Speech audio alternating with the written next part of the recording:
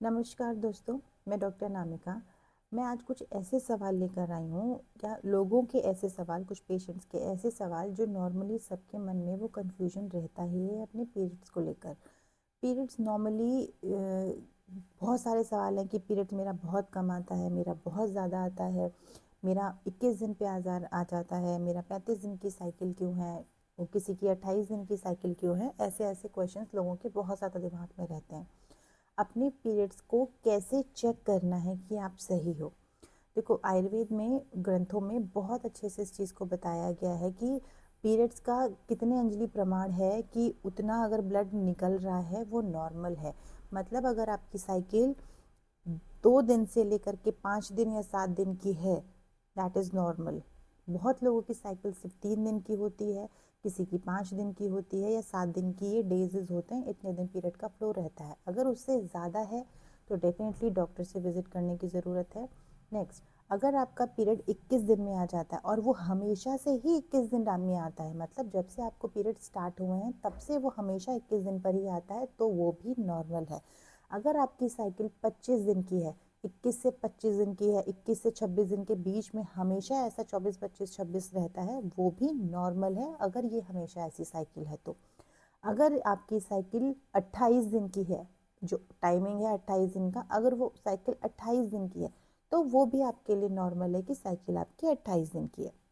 बहुत लोगों को जो पीसीओ वाले होते हैं, या स्टार्टिंग से उनकी जो साइकिल होती है वो 35 दिन की होती है, 35 से 40 दिन की, तो वो साइकिल उनके लिए एकदम नॉर्मल होती है कि उनकी जो पीरियड साइकिल है वो 35 दिन की है, वो उनके लिए नॉर्मल है। तो इसमें कुछ घबराना नहीं है। लेकिन इसमें किसी भी प्रकार का कोई चेंज, जैसे 21 दिन के वालों को 15-15 दिन पे पीरियड्स आ जा रहे हैं, तो ये नॉर्मल नहीं है।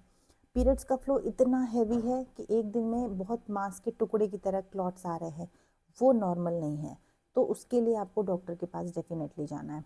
जो लोगों का एक सवाल है कि मेरा पीरियड्स बहुत कम आ रहा है, तो ये ध्यान देना है कि वो कम में अगर आपको 2 से 3 दिन रह रहा है, उन तीनों दिन में किसी एक दिन है जो वो बहुत ज़्यादा दिख रहा है, तो मतलब एक दिन में इतना रह रहा है कि रैंडमली 3 से 4 या 5 पैड तक वो यूज़ कर रहे हैं, तो वो नॉर्मल में कंसिडर होता है। तो आप ये ना सोचिए कि अगर मेरा पीरियड 2 दिन का है तो वो कम है, बिल्कुल नहीं है। और ये सोचने से बहुत लोगों का एक क्वेश्चन है ना कि अगर मेरी साइकिल 2 ही दिन रह रही है, पीरियड्स 2 ही दिन रह रहे हैं, तो क्या प्रेगनेंसी नहीं होगी? ऐसा नहीं है। आपकी एंडोमेट्रियल थिकनेस डिसाइड करेगी।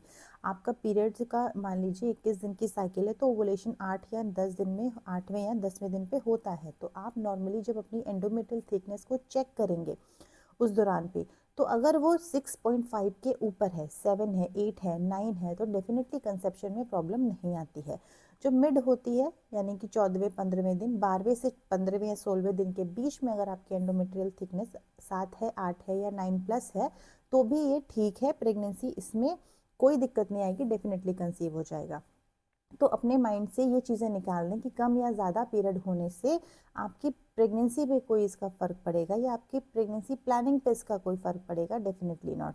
लेकिन ये चेक करना ज़रूर होता है कि आपके उस एंडोमेट्रियल थिकनेस में ब्लड का फ्लो कितना है, वॉल्यूम कितना है, उस ईटी में जो आपके एंडोमेट्रियल थिकनेस डेवलप किया है उसमें ब्लड की सप्लाई हो रही है या नहीं, वो देख लेना एक बार बहुत ज़रूरी होता है। तो अपने पीरियड से जुड़े हुए इन सारे मिथ्स को अपने माइंड से निकाल दें। अगर ऐसे कोई सवाल आपके मन में आते हैं तो उसको बीमारी समझ कर ना बैठें, डेफिनेटली किसी डॉक्टर के पास जाएं, वो आपको इस चीज़ का निवारण ज़रूर करके देंगे। धन्यवाद।